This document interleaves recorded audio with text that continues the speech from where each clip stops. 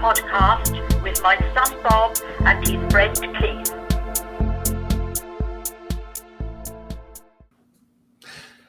Hey, and welcome to another edition of the Bullet List.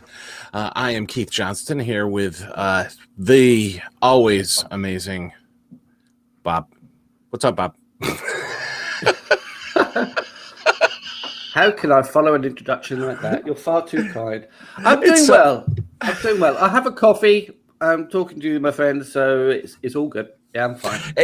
That is true, and I, not that anyone hears this yet, because it is only the second episode. But I am in Chicago in the United States, and Bob is in London. So I am, and we have sunshine today.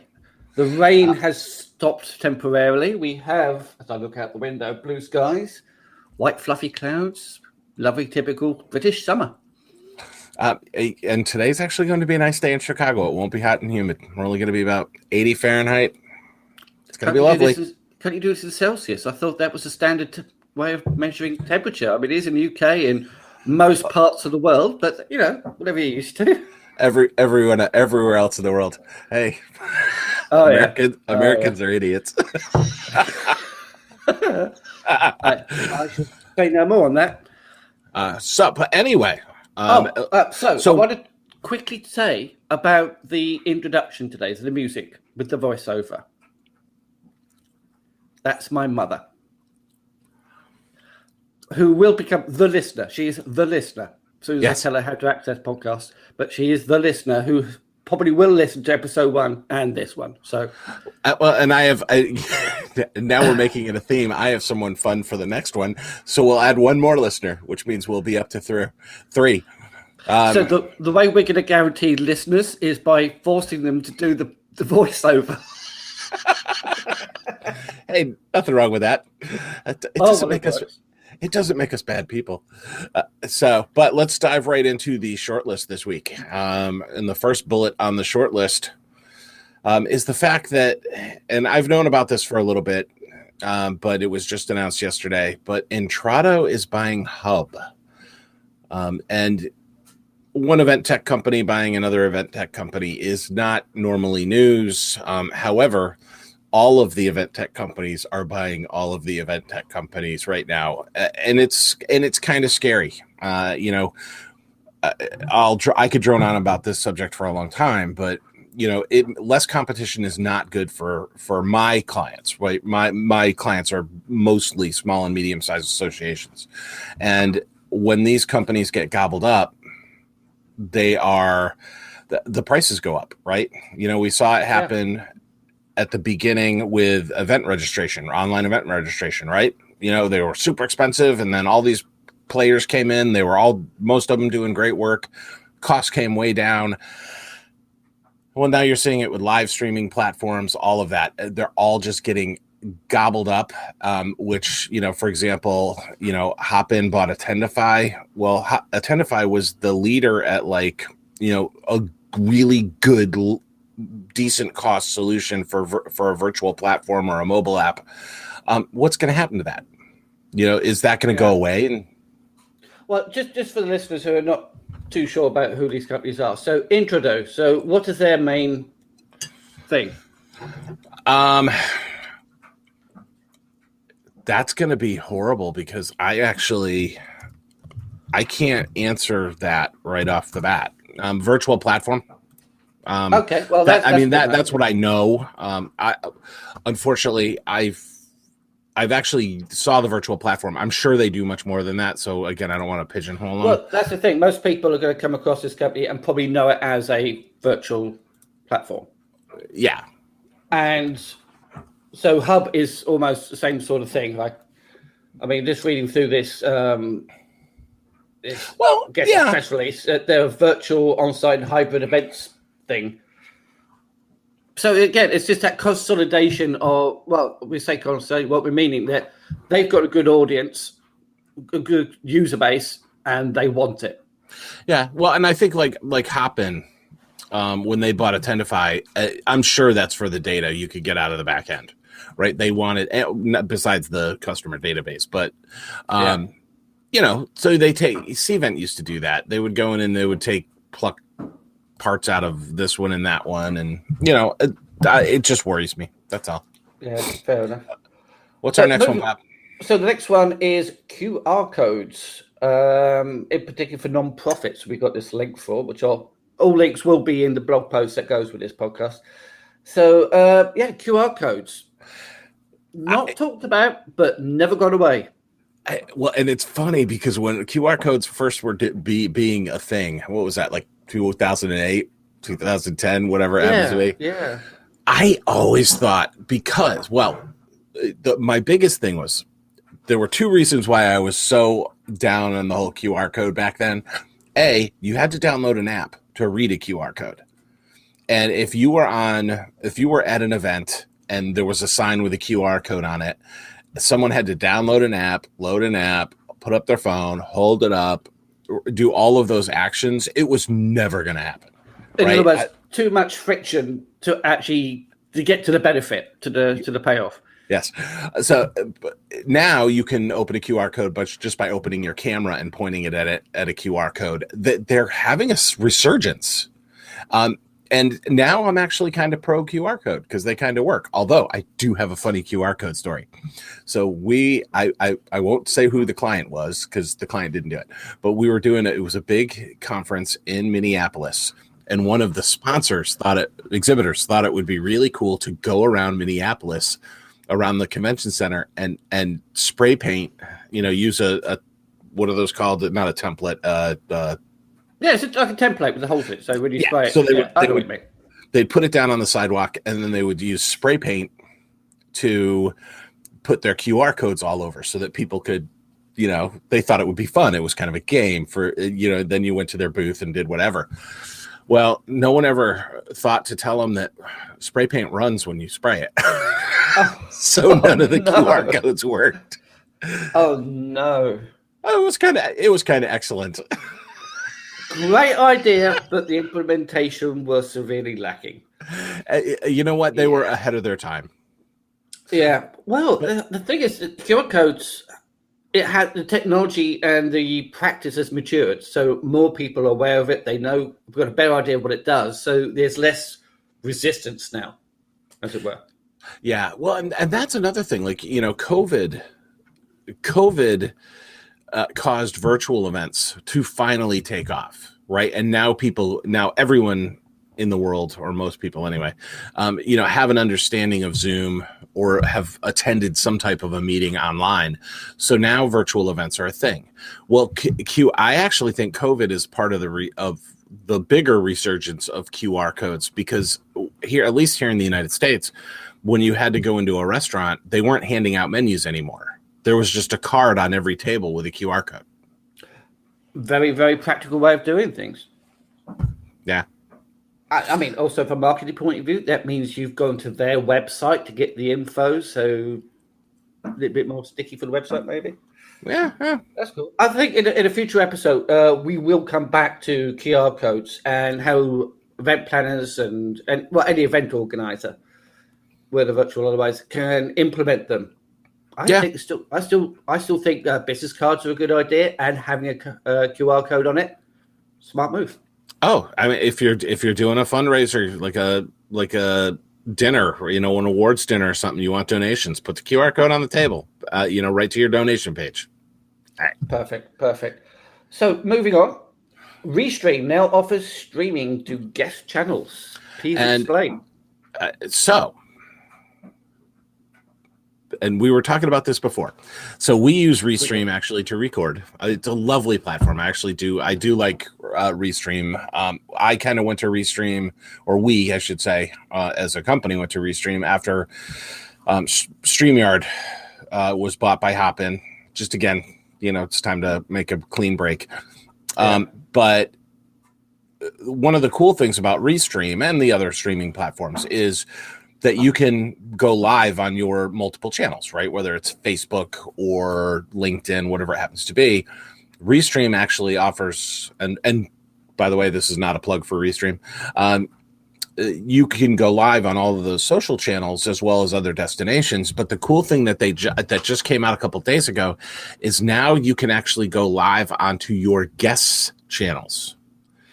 So, like for example, if we were broadcasting this live, we could be out on my Facebook, PlannerWire Facebook, PlannerWire LinkedIn, but also, Bob, your channels. So I could actually announce on LinkedIn, for example, that I'm going to be on a video chat with my good friend Keith, and then I could put a link in or something, or do something on LinkedIn that allows your broadcast to appear on my update or whatever, so people could actually view it. Yes, that's exactly. And you know, do I think it's something that, you know, conferences and events are going to use a lot? No, but it would be interesting, you know, if you were able to bring in a big name guest, you know, as maybe a keynote, and they were willing to let you do that. It'd be pretty cool. Just, you know, it's just an interesting, I guess, way that you can extend the reach of a lot of these events. It's got a lot of potential, and it could in some way help various people grow their audiences and get a bit more well known. But we'll have to see how that progresses, see if anybody actually really uses it. Yeah, it'll be interesting to see. Okay. Now, I think it's time to segue. Now we're going to go into our main bullet list of this episode. We're going to talk about collaborative apps. Yes, now, it'd be really good if we just had a little bit of a chimey music to go in at this point. So if anybody's listening, please just imagine there was a little bit of music. But anyway, moving on. Well, and so this is actually one where I do want everyone to understand that everyone is out there looking for collaborative apps. It is hard for everyone. Everyone has shiny object syndrome, which is you start using collaboration app number 1, and then, oh, look at that one, and off you go over to number 2. The shiny tech syndrome, yeah. But for those in the meetings, events, festival, organizing festivals, whatever it happens to be, one of the most important parts of our work, I guess, is to have a process for everything, right? If you want to be able to do anything well, you need a process, and so you've got to hone in on some collaborative productivity apps. And just to interject, it's not just please don't think it's just for big teams. This works for, well, obviously a minimum of 2 people. I mean, you don't use collaborative apps on your own, but I mean, for example, you and I, we use collaborative apps to prepare for this, for our episodes, to chat during the week, and it worked pretty well for us. Yeah, well, and I don't want to, you know, understate, you know, the difficulty that we had in finding collaborative apps. I mean, how many did we roll through before we finally settled on our current? Well, we've got quite a few. And it doesn't mean to say that the ones we are currently using we will stick to, not because of shiny, but because as our process changes, we'll have to adapt and change the app we use. Yeah, and that actually leads us to the first bullet point, which is one of the first ones that we actually tried, and I actually didn't mind. It just didn't do everything we kind of wanted, or it was a little it wasn't perfect, but it wasn't bad, and that is Rock. And the site on this one, again, the links will all be in the show notes, but it's rock.so. But Bob, what are your thoughts on Rock? Rock is, if Evernote and Slack had a baby, that would be Rock.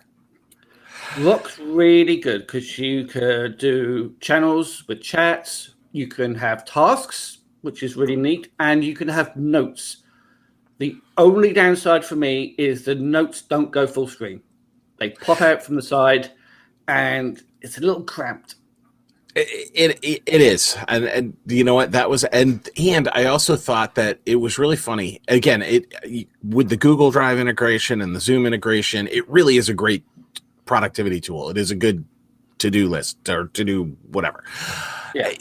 And you can assign those tasks, and I did love it, but that was actually one of the funky things. Like when you're taking a note, you can't make it full screen, and then also where the note thing is located, I always had a hard time finding it. Yeah. But I don't want to turn anyone off from actually giving it a go, because I did think it was a really good tool. It just absolutely. wasn't. Yeah, totally. I have a feeling it's been developed by either a single developer or maybe it's a small team. Obviously, it's not going to be as rounded as Evernote. However, if you want something that's simple and you're not into Slack, then Rock is pretty dang good. Rock is rock. It's rock solid. How's that? Oh, God, that was a bad dad joke. Are we doing their marketing now or what? Come on, moving on. So let's look at the next one. Oh, I was going to say, because the next bullet point here is one I would actually do their marketing, and that is Evernote. Yes, I love Evernote. And what did we come back to? Yeah, we've come back. Evernote. It's almost like the gold standard.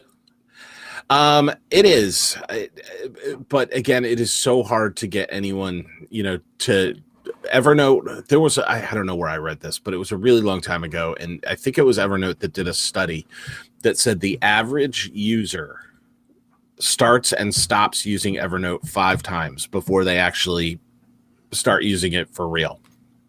I'm probably on time number 20. But every time I come back to Evernote, I love it more than when I last left it.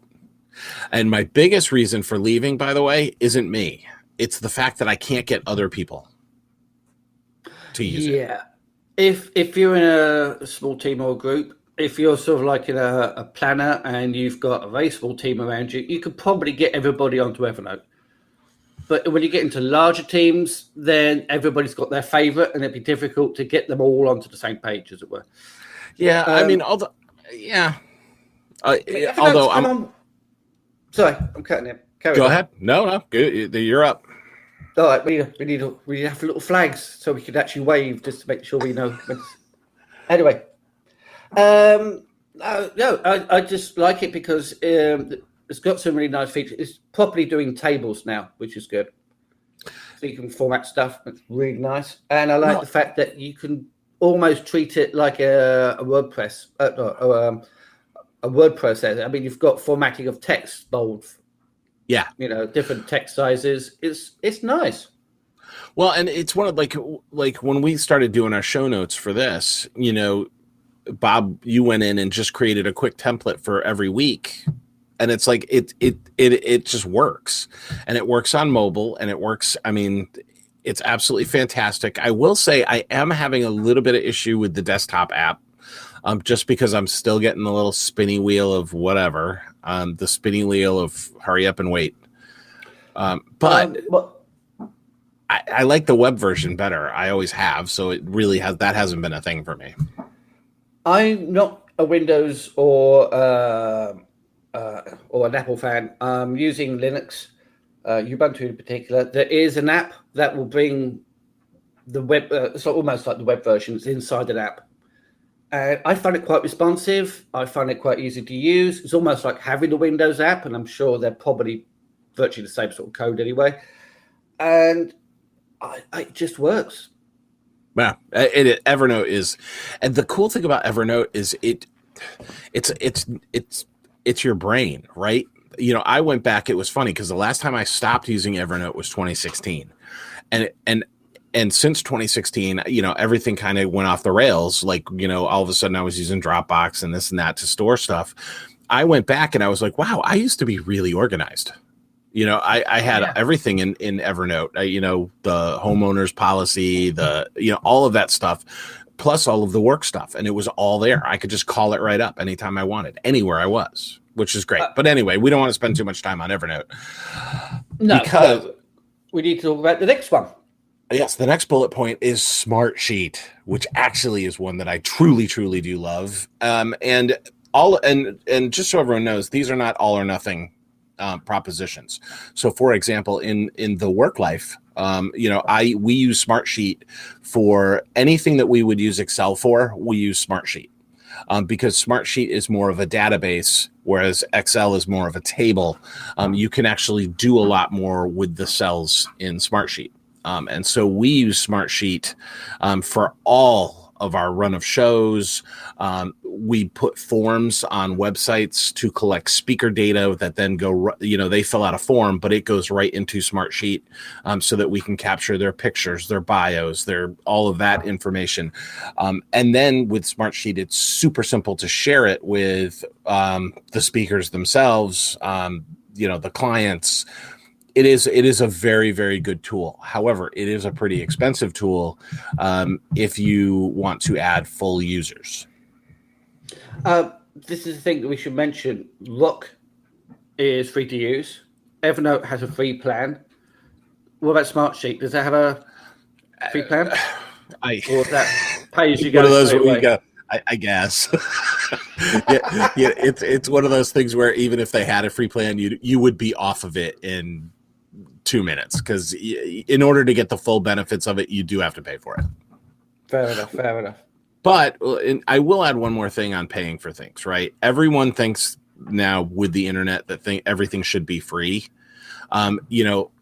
If you are in the business of planning an event or running an association, free software is actually not your friend, because with free software, you do not get a terms of service, or a good terms of service. Whereas if you are running an organization, you want to pay for things. That way, if something goes wrong with what you're using, there's recourse.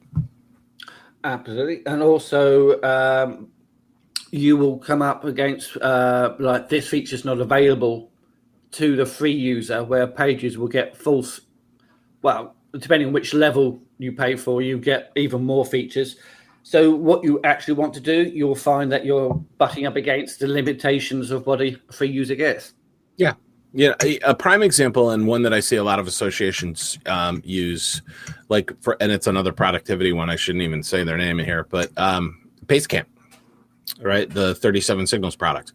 A lot of organizations use that. And you know what? You're never going to use, I don't even think they have a free version. Right. Their philosophy is, we've done this work. It's awesome. Pay us. Which is, I guess, fair enough. And I suppose there's enough people who evangelize that the service is fantastic. You should be using it. Basecamp's a good one. Yeah. Basecamp is a good one. And now I'm going to segue into the next bullet point on which, because we've done a lot on the actual productivity side of things, and these are collaborative apps we're actually talking about. Next up is one of the next bullet point is that one of the most amazing tools for team communication ever developed, and now absolutely everyone is playing catch up, and that is Slack. Yeah, it's got it all. It truly does. My only thing about Slack now, for those that don't know, if you have ever used WhatsApp, if you have ever used text messages, that's kind of Slack, except Slack is your entire work life in one place. So you can have your entire team in Slack, and then you create what are called channels. And in those channels, you can talk about different subjects. So, for example, client A, client B, client C, membership, whatever it happens to be. And then only the people you want to join in those channels are the people that can be in those channels. But you can have tons of conversations in Slack, fast. You can share files. You can even do video call. You can pop up a video call right from Slack. And then it integrates with everything. It integrates with Zoom and Google Drive and Evernote and... This is a thing. So you can think of Slack as like a manager for lots and lots and lots of group chats that you might, because Facebook Messenger and WhatsApp have groups. So Slack allows you to organize those groups. And then at the back end, you've got this, intelligence of sort, artificial intelligence or whatever they use. So it kind of keeps track of what you're doing. So, for example, the other day I sent you a tweet. Slack recognized I was copying and pasting a tweet into the Slack chat, and it said, did you want to install the thing for Twitter? So it's got these built-in features that will make your life a lot easier. Oh, yeah. And just the fact, and so if you're in your silo, if you look at, Slack is basically silos, right? You have, your organization silo, and then within that you have each channel's its own silo, but you don't have to necessarily only belong to your organization. I actually belong to probably 5 different Slacks, right? So I pop between them depending on, what I'm doing. Even a lot of events now will create Slacks, we'll create channels and things like that for, like, speakers are in one and sponsors are in another.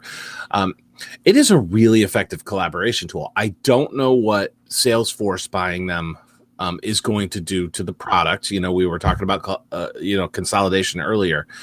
They were bought by Salesforce.